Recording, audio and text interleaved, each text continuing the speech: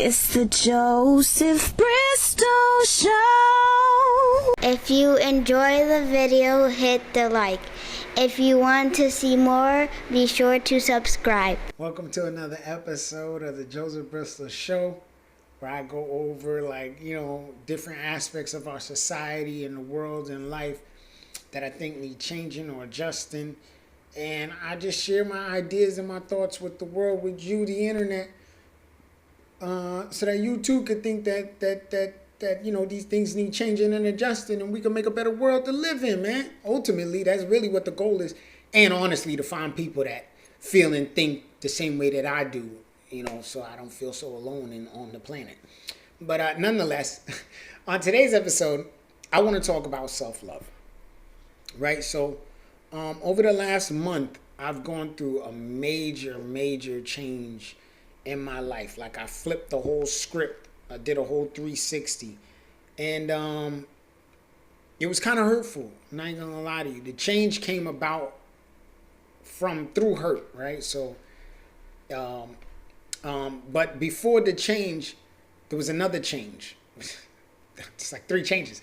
So essentially, I've always felt like your new year starts on your birthday. So from each birthday is 1 year for each person on this planet. Everybody has their own year of life, right? And ever since I moved up to Fort Pierce, because I'm from Broward County, that's where I was raised, really in New York. But I essentially grew up in Broward County, and I moved to Fort Pierce to be different, to have a different life, to be a different person, a better person than who I was in Broward County, right? So when I came here, I said I was going to be different. I was going to act different.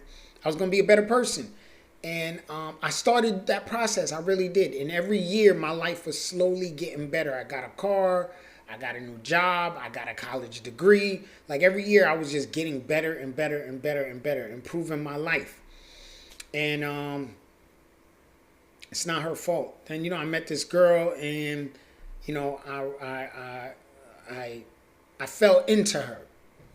Right? Because I find that when you meet somebody and you get with somebody, when you get into a relationship, usually it's like one or two things is going to happen. Either that person is going to fall into you and they kind of become more like you, or you fall into them and you end up being more like them.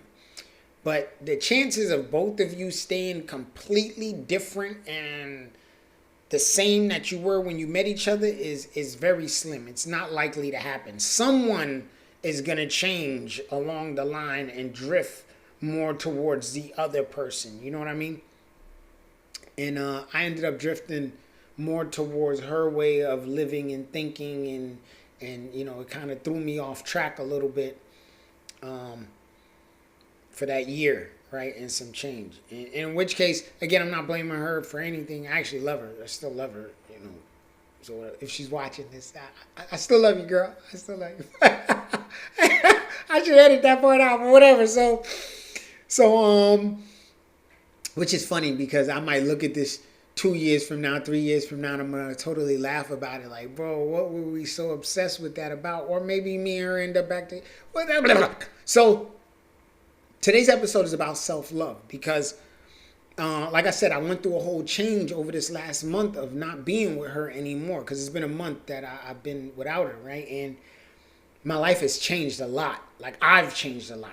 I've become a different person from this breakup. It's changed me in ways that, are profound, like, not even joking. But I had these thoughts about self-love, and I want to share them with y'all, and I want to share the thoughts that I have about self-love, about loving yourself. So let's start off with the first one. And I'm going to write a couple notes, as we talk. I love the whiteboard. I love it. So let's go.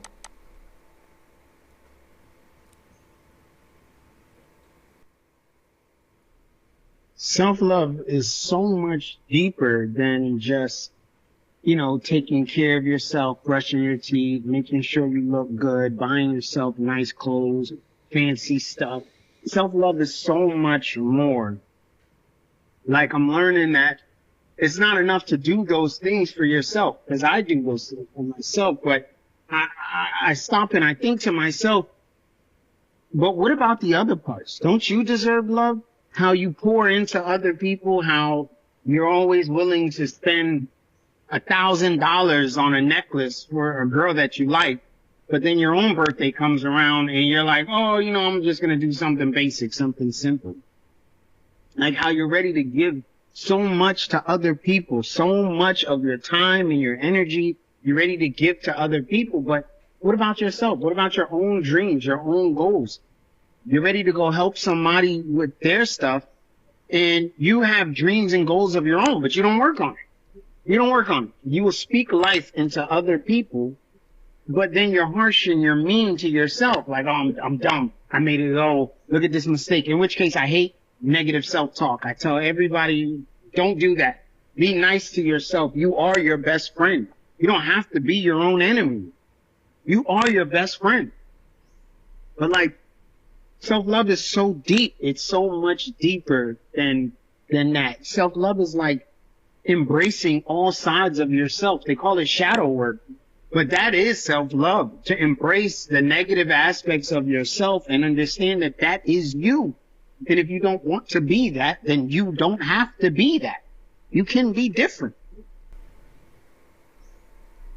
Right. So, a couple of notes here. As I'm listening to myself, I'm realizing what I was really trying to say. So, self-love is more than material goods. It's more than that. It's pouring into yourself and not distracting yourself with others. So that's something that I used to do all of the time, And I'm slowly getting out of that habit. Like, I will focus on helping other people, doing for other people, just so I don't have to do my own thing. I don't have to, I don't have to work on my business because I'm helping this girl with her business.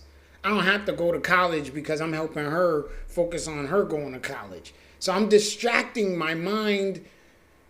I'm distracting my mind from how I'm not doing what I want to do and I'm not where I want to be by helping other people. And there's nothing wrong with helping other people, but you're not loving yourself when you're distracting yourself by helping other people. You're not loving yourself. And of course, the negative self-talk, like I said, I don't do that. Me personally, I fight my mind hard. I don't play about that, bro. Don't negative self-talk. And when other people say little things about themselves and they think it's funny and they're like, oh, I'm so dumb. Oh, I'm so fat. Nah, I always tell people, don't do that. Not when I'm on the phone. Don't do that. I don't want to hear you talk bad about you. Don't do that. Don't do that. You're not your worst enemy. And even if you are your worst enemy, what is the best way to defeat your enemy? By making them a friend. Listen to me. The best way to defeat your enemy, if you have anybody that is your enemy in life, you are your own worst enemy. Your boss is your enemy, your arch rival, your sister, your brother, your uncle, your friend, whoever. If you have an enemy, the best way to make them stop, to defeat them, is to make them your friend. Is to make them your friend. That is the best way to defeat your enemy. Right?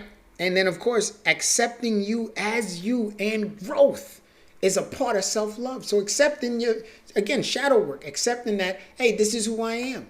Maybe I am a liar. I am a bad person. But you don't have to be that. But accepting that that's who you are is the first step in deciding that you don't want to be that. So let's go on to the next one. Like, self-love is such a deep thing.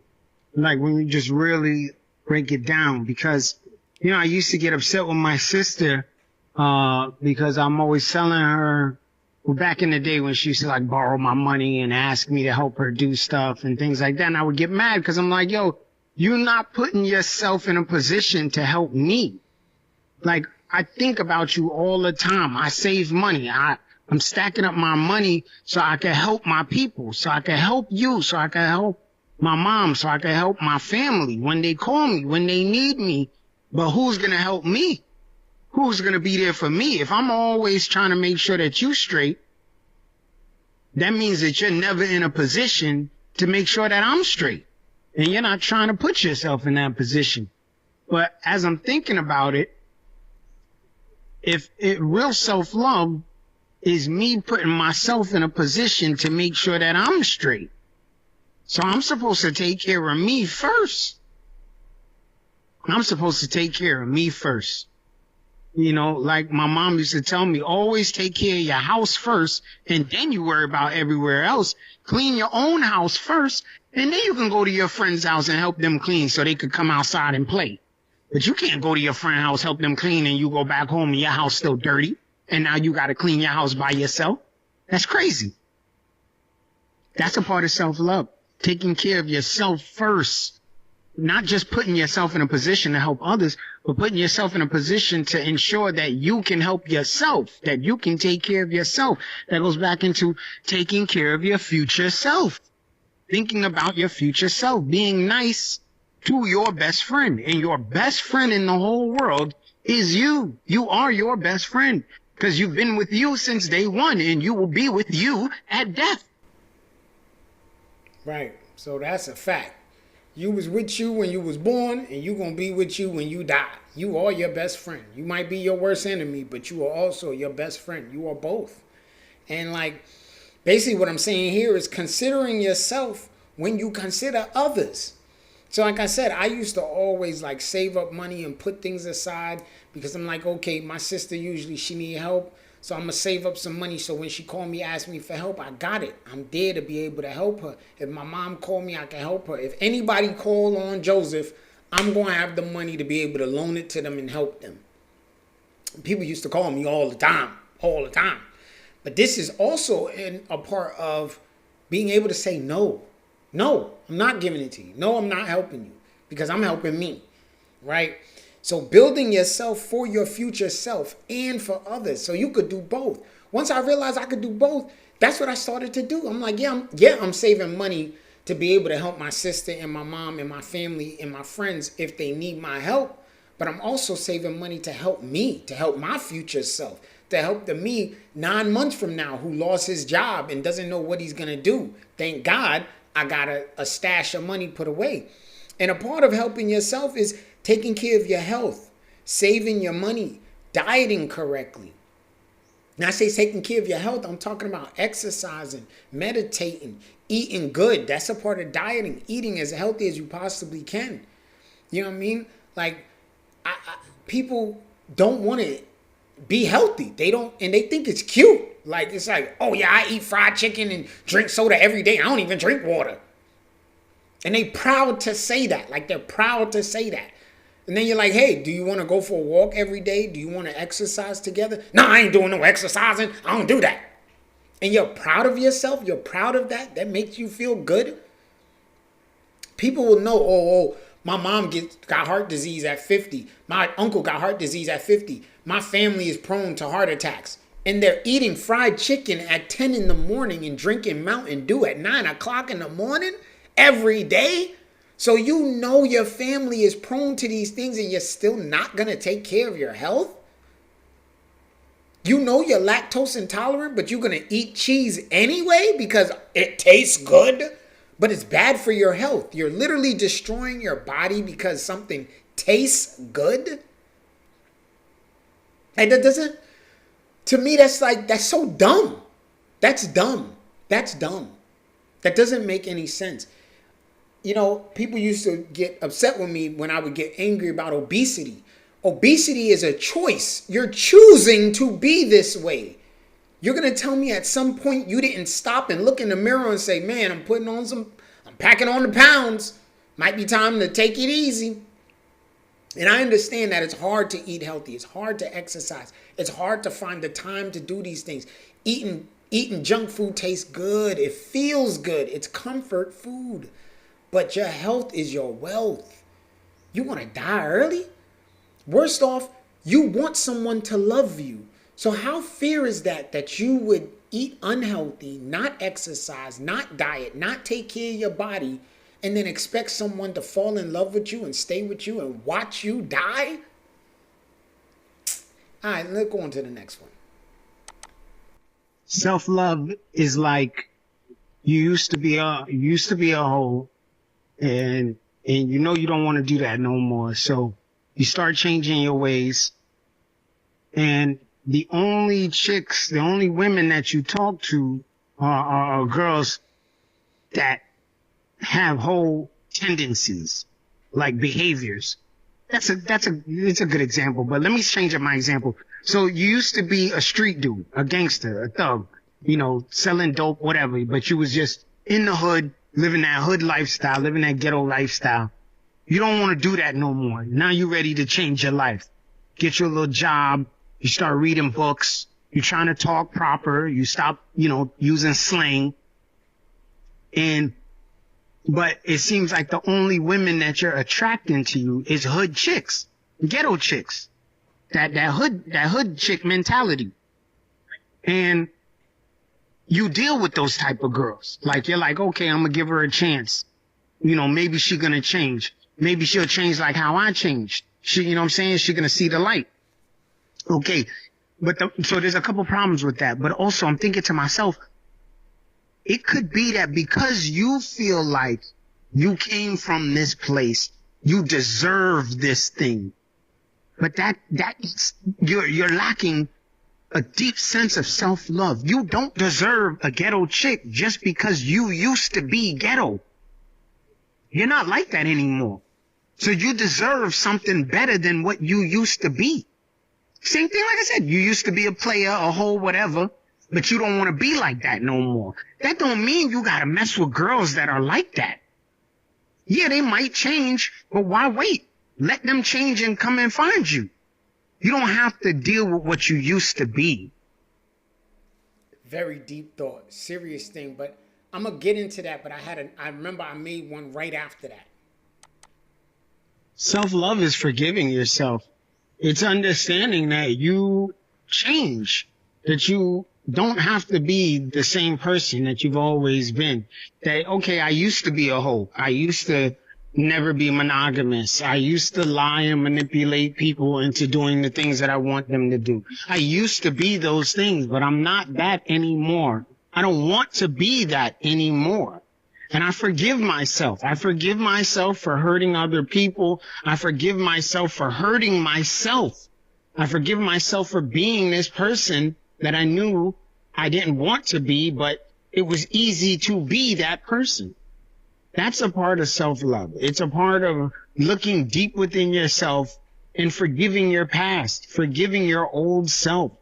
Not only forgiving your old self, but saying to yourself now that today I'm going to take care of my future self. I'm going to take care of the me 5 minutes from now, the me 10 minutes from now. I'm going to treat the me 10 years from now as if I want that me to look back and say that they're proud of me. Self-love is again, it's more than just combing your hair, brushing your teeth, washing your face, getting haircuts. It's more than that. It's more than that. It's more than buying yourself fancy shoes and dressing the way you want to dress. It's more than that. Self-love is a complicated thing. It is an absolutely complicated thing. Very confusing thing. So with that, those last two notes, that's like the biggest part that I really want to touch on. Is you deserve better. You are not what you was. You deserve better. You are not what you was. This is something that I struggle with a lot. Very hard. I struggle with it a lot. I made a lot of mistakes in my past. I did a lot of things, a lot of hurtful things to people, to just people. A lot of different people, right? And your past doesn't define you. Your past doesn't define you is something that I've always said to people, because we have this big like homophobic mentality, especially in the black community, but more so it's women more than men. Honestly, black women are very homophobic. They act like they're not, but they're very homophobic, because a black woman will mess with another woman when she was younger and then decide that she don't want to do that no more, and everyone is supposed to act like there's nothing wrong with that. We move on with the world. The world is fine.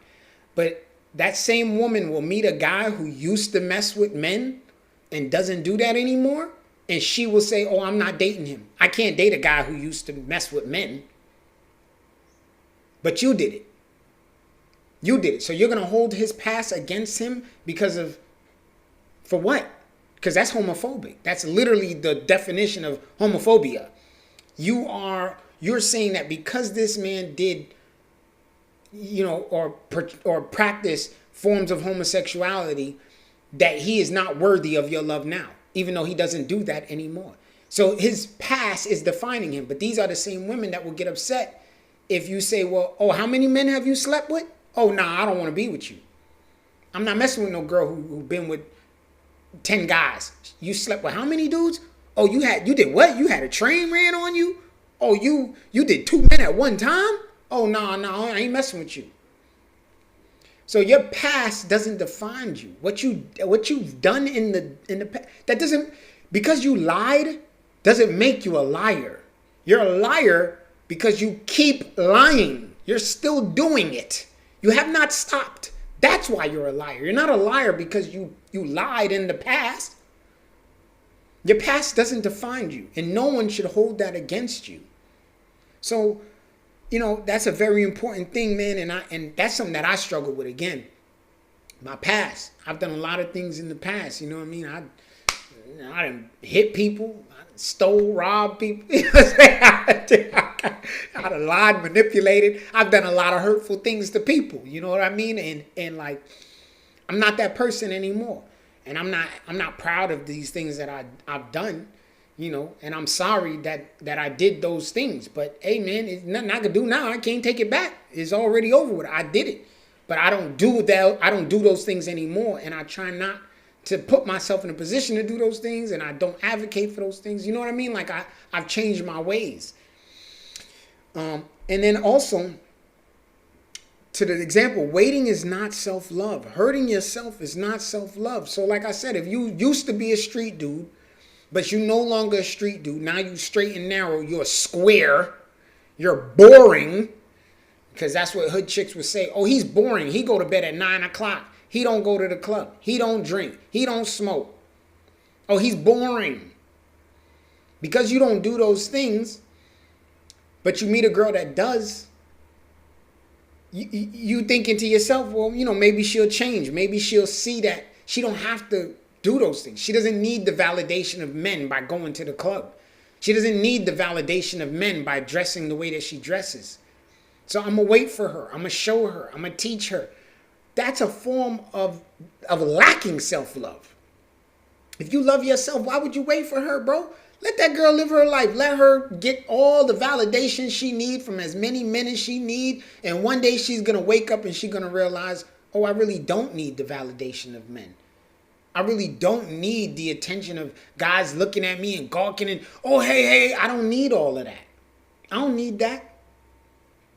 I just need the love and the tenderness of one good man. And that's enough for me. But she got to get to that realization on her own. You can't make her get to that realization. You got to let her go. Because you're already at a certain level. She's not there. When she get there, maybe you're still single. Maybe you still want her. Maybe. Who knows? Or you've already moved on with your life and you found you a partner that's on your level and also wants to grow with you.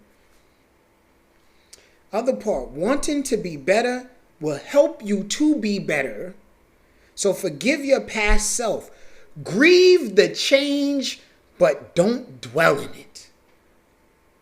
You can grieve the loss of your old self, how you're becoming someone new, and it hurts. It hurts not to smoke no more, not to drink no more, not to go out to the club no more. It hurts to not stay up until 2 a.m. scrolling on TikTok, watching Instagram videos.